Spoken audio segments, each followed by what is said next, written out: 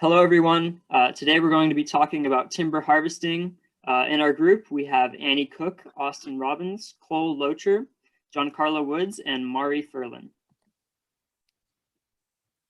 Before I talk about the history of timber harvesting, I'd like to address what timber harvesting really is. Timber harvesting is a method in which harvesting, reforestation, and the removal of trees is planned in a strategic way. This includes the processing, sorting, and loading for selling purposes. Now on to the history of timber harvesting. One of the first mills built for timber harvesting, cutting, and shipping lumber was used in 1898 on Silverwater River. Sadly, later on, the mill was later burnt down. Back then, the technology wasn't like it is today, and they used horses to transport lumber. It wasn't until 1931 until logging trucks took over. Sale preparation and labor was also different, and they have drastically changed over time. Unlike in the early timber harvesting stages, timber is now sold in clear-cut blocks.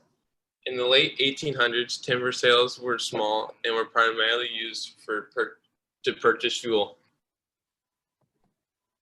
The benefits of timber harvesting. More recently, the use of tree planting has allowed wildlife and ecosystems to flourish and has increased growth in areas where reproduction is lacked. For years, timber harvesting has been beneficial in maintaining healthy forests.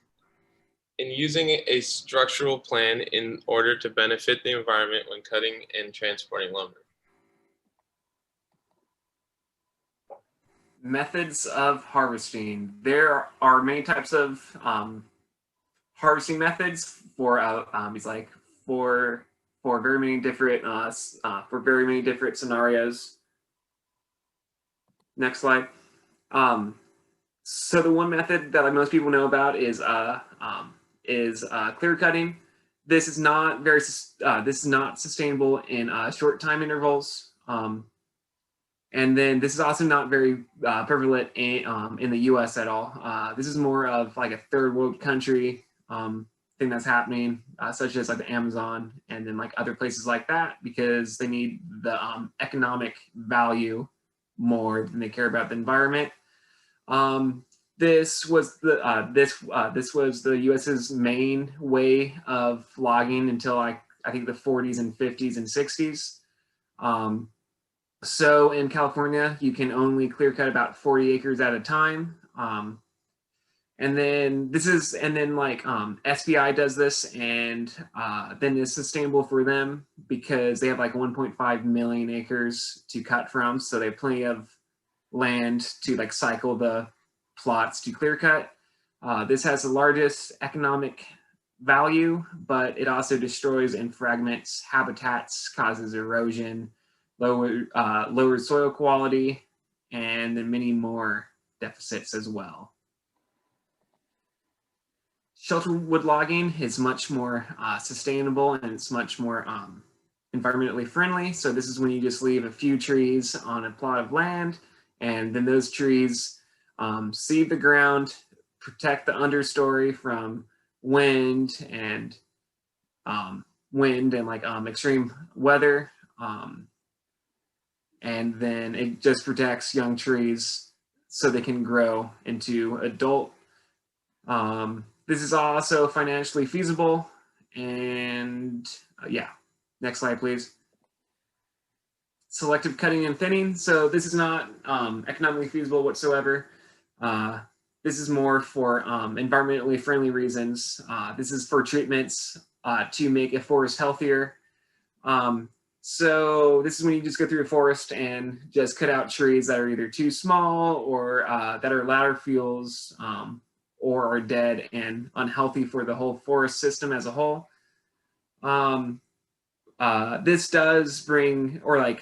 This improves the quality of the environment, and then this also improves the ecosystem. So like it is not economically feasible, but it helps the environment. Age stands. This method selects an age and size range for the trees, and then it cuts the rest. like an even age stand allows forests to be harvested easier. If each tree is the same size and age roughly, then like it's a lot easier to bring in the equipment needed to harvest that. And then you also know what you're getting. Uneven age stands creates 3 different canopy layers usually, allowing one to be harvested while the other 2 regenerate. And then this also has more of a, almost like a more natural feel per se. Next slide, please.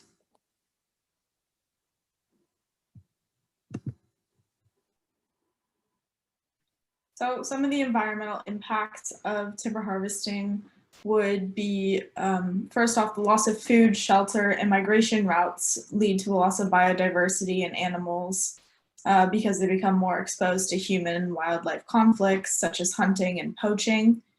Also, the lack of ground cover increases the risk for soil erosion and the frequency of landslides. This is due to reduced protection of the ground. Along with this, the change in forest ecosystem due to the heating of the uncovered damp forest floor. The floor will overheat and sometimes crack, as is seen in this picture. Some of the machinery used to collect the timber will rip up the soil and sometimes make it more difficult for trees to regrow. Along with this, there is an increased fire hazard from the remaining debris left behind in the timber harvesting process. According to the National Geographic, the lack of regulation for timber harvesting around the world has led to a rise in illegal logging, which can lead to an increase in deforestation. Clear cutting has been proven to be the most damaging type of harvesting method, especially if done over a large area, because it leaves the ground exposed and they'll be a lot less likely for trees to regrow. According to the USDA, shelterwood logging seems to be the most environmentally effective because it allows, by leaving trees behind, as Cole said, allows new trees to grow and the seeds can fall onto the ground and the soil will remain protected as well. Selective cutting also makes it easier for trees and other plants to regenerate. It leaves behind more ground cover and the soil stays protected. All right, so now we're going to talk about the machinery of harvesting. This is a relatively new development in the past 30 years or so. So it has a lot of advantages and a lot of disadvantages. First of all, for advantages, the machinery greatly increases the speed at which timber can be harvested, and it can be up to 8 times faster than an average worker with a chainsaw. On top of that, it's in some ways reduces soil degradation.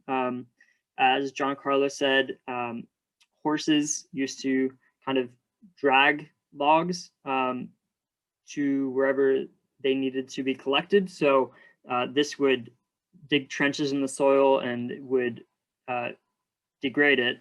On top of that, the machines actually cut off all of the branches and all of the leaves from the timber, which helps speed up the recovery process. A lot of nutrients is stored in those parts of the tree, so it puts that nutrients back in the soil. And here we have 2 examples of these types of machines. On the left, there's a harvester, and it's a very, very fast way to cut down a tree. Not only does it cut it down, but it cuts it into pieces. It strips the bark and strips all the leaves. And on the right, there's a feller buncher, which is used as a very fast way to cut and gather trees, put them in large piles. So overall, these are just really, really effective ways to speed up the harvesting process. And they come with some downsides as well. First and foremost, there's potential damage to the surrounding ecosystem.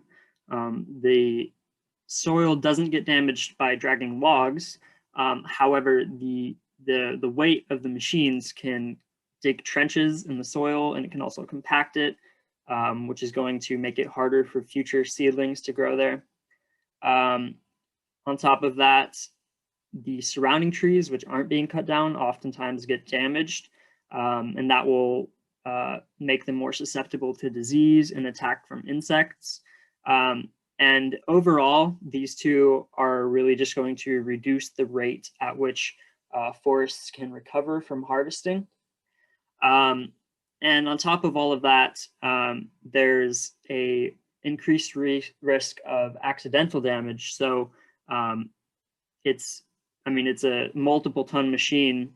No one's going to accidentally cut down a tree with an axe, but one accidental move with these machines can be really detrimental. So a lot more training is required to use these machines. All right, so I'm going to talk about timber production in the United States.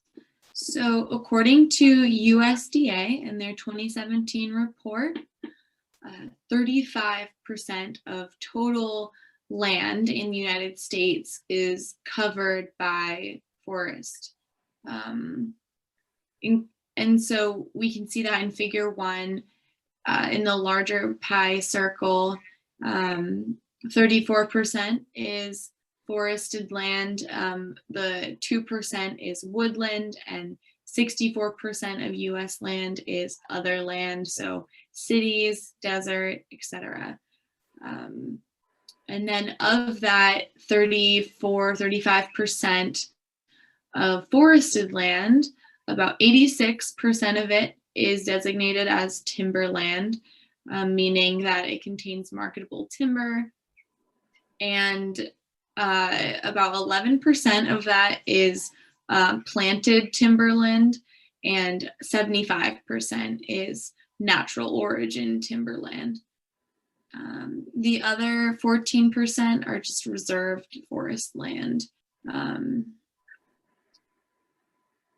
Next slide.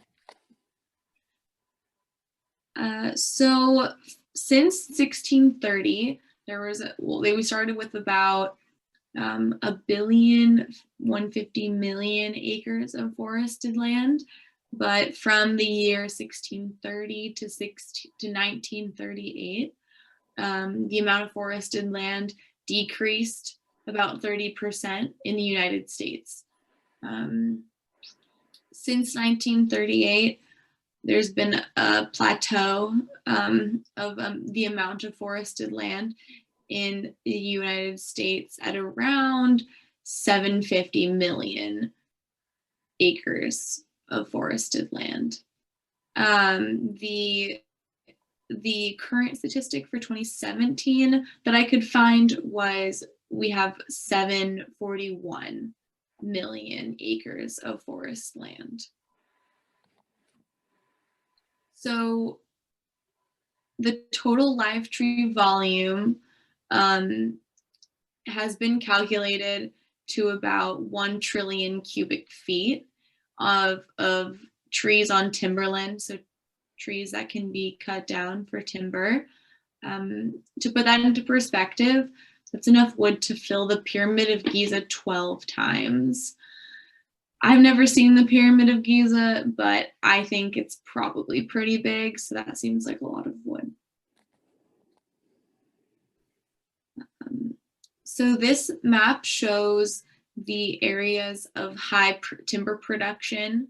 As we can see, the highest areas of production are the South, the Pacific Northwest, and Maine. That's all the areas that you see in purple. And then the white areas or the yellower areas are the lower productive areas, including the Great Plains and deserts where there are no forests. It's pretty straightforward. And then one statistic that I found to be pretty interesting was that the tree cutting and removal only happens on about 2% of forested land annually, compared to the amount of land affected by wildfire, insects, and disease, which comes to about 3% of forest land annually.